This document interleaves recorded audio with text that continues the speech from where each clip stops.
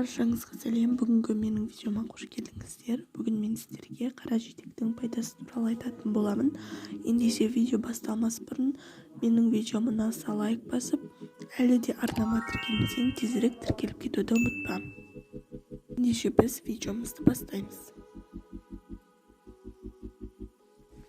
Қара жидек бұл тек қана дәмді емес, сонымен бірге аса пайдалы жидек.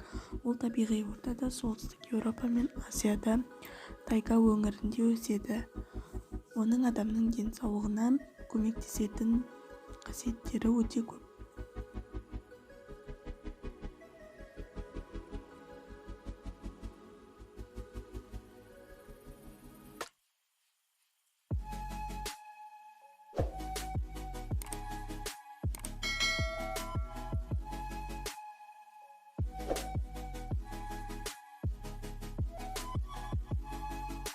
Қара жидекте минералдар мыс, калий, күкірт, фосфор, темір, марганец көп.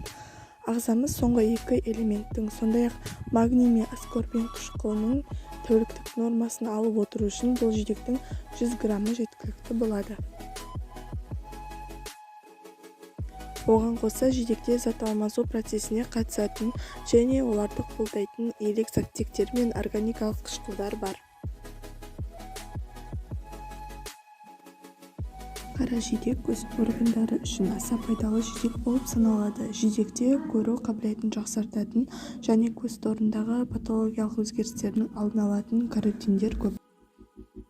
Осымен біздің видео аяқталды. Егер сіздерге видео ұнаған болса, лайк басып, менің арнама әлі де тіркелмесең тезірек тіркеліп кетуді ұмытпа.